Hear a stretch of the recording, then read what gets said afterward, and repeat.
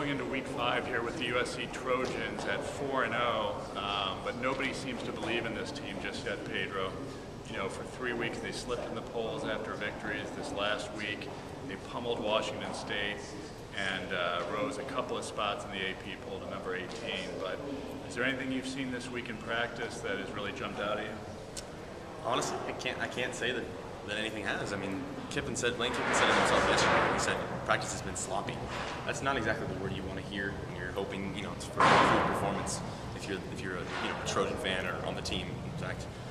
I just haven't seen. I mean, Tuesday the offense just didn't seem to get anything going. Wednesday there were so many near turnovers that you thought it wasn't just the offense that was doing bad, it was the defense too. They dropped a couple possible interceptions, fumbles out there for the taking, and nothing was done.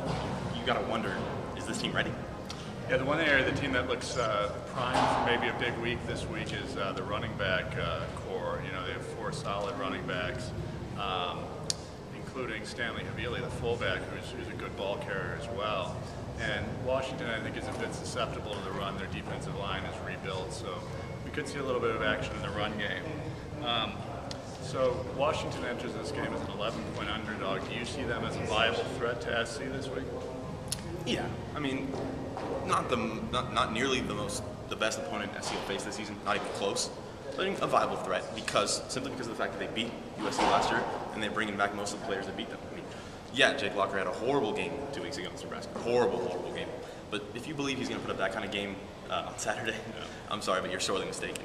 I'll agree with you. I think when you have a player of that magnitude, a player that dynamic, as good an athlete as Jake Locker is, you can never take a game like that for granted. He could go off and do something spectacular that, throws your whole game plan out the window. So I think this team does pose a threat. However, I think Washington has not had great recruiting classes if you go back a couple of years. So I think depth-wise, 1 through 70 or 75, they're not going to be able to match up with this team. Is there any USC player who you've seen recently you think is about to have a breakout performance?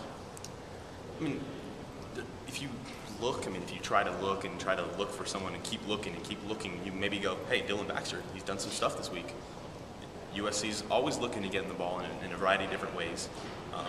And it seems like the defense has a target on him in practice. Yesterday in practice, 3 different times he was tackled.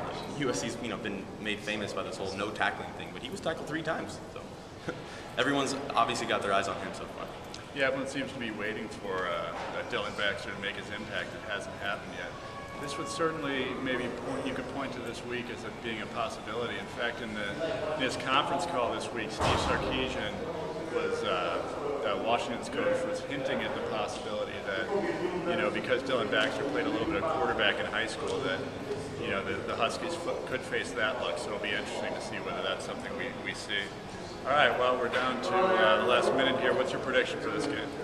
Mark, I said it earlier in the week. I'm going to stick with it, I guess. USC 31, Washington 16. What about you? I just decided to be different, and I predicted a very close score, 35-34. I think Washington's familiarity, the coaching staff, as well as the presence of Jake Locker will make it close.